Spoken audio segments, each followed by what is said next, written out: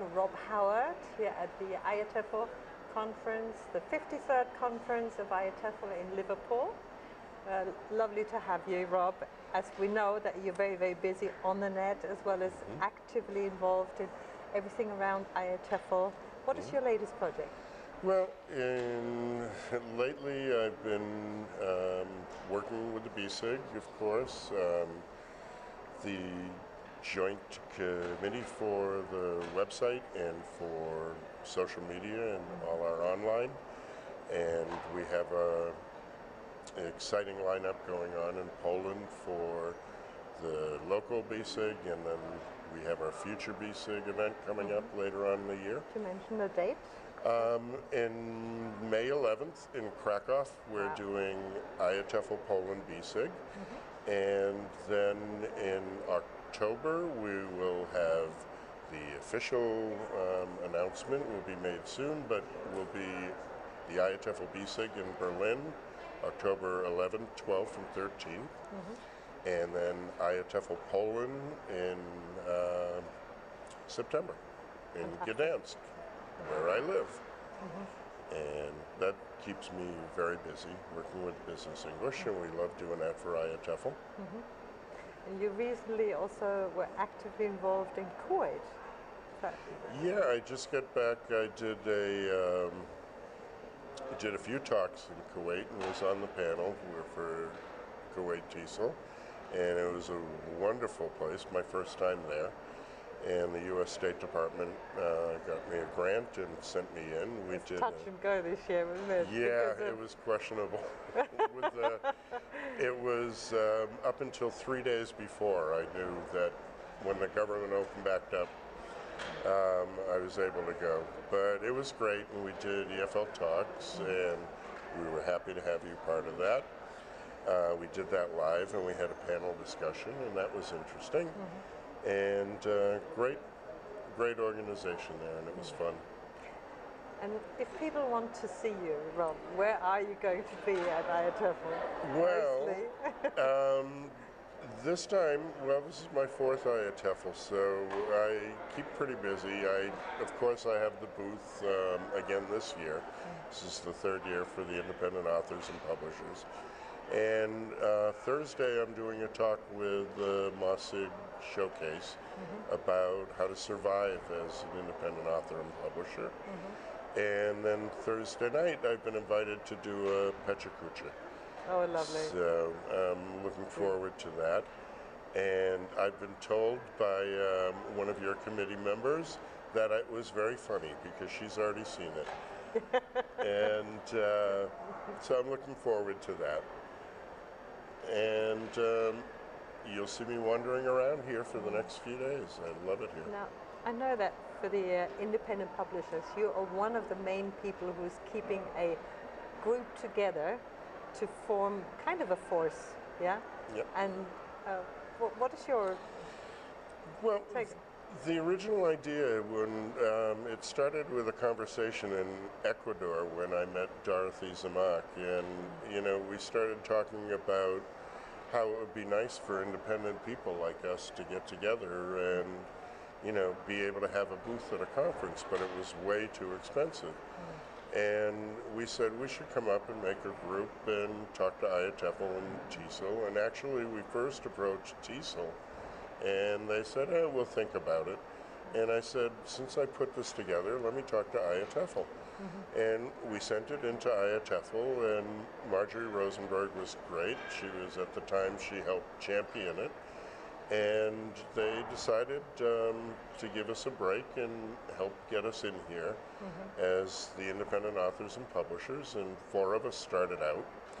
And since then it's grown. We have 10 of us in the group now that are here this time, and a lot of people signing books, and we are looking at some more exciting things already for next year.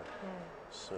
And Dorothy Zamak last year, Brighton, she made headways for the course of independent authors and publishers, as you are the main material writers in the field, and that yet you don't see the money that is actually being turned over by so many.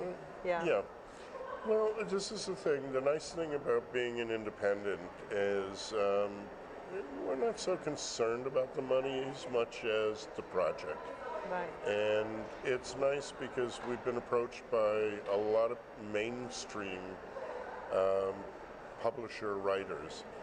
And, you know, they're still going to keep working with the publishers and doing their course books and everything the publishers want. But there's so many things that they want to do on their own. And they just haven't had the ability because publishers won't pick it up. And being an independent author and self-publishing, whether it be ebooks or print on demand, is a whole new way for you to get your ideas and your creativity out to the market.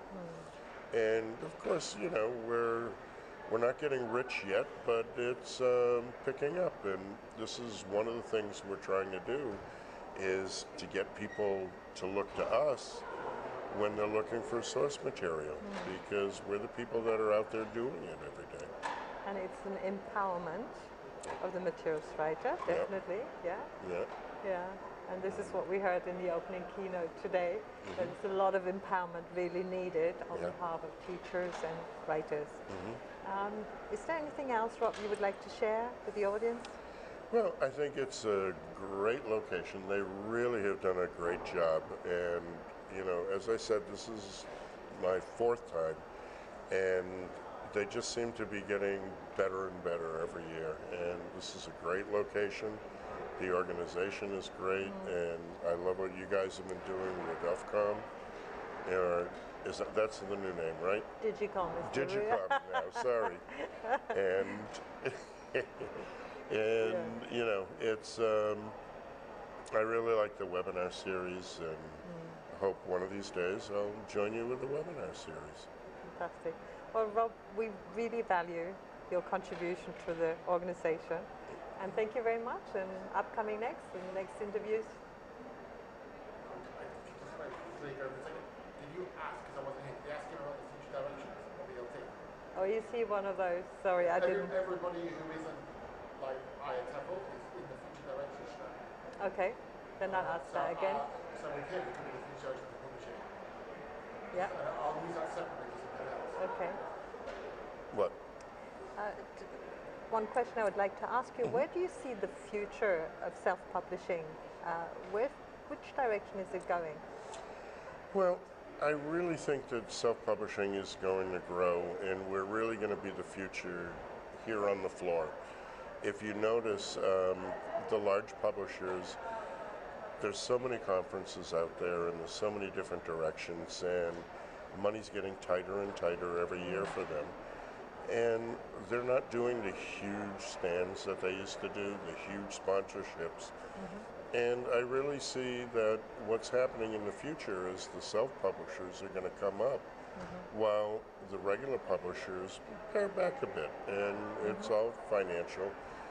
But there's so many specific needs in the marketplace, like when you're talking about ESP and EAP, and it's just not financially feasible for the big publishers to do some of these things, or when you're talking for a specific market. And self-publishers can do that. We have that freedom. So I think you're going to hear a lot more from us in the future. That sounds really great, especially the niche. That's where small demand or special educational needs, perhaps, or something in this. Exactly. Fantastic. You see, there's been, for example, a lot of books coming out from the self-publishers about working with dyslexia. And you don't see a lot of that coming out from the publishers because it's a limited market for them. Right.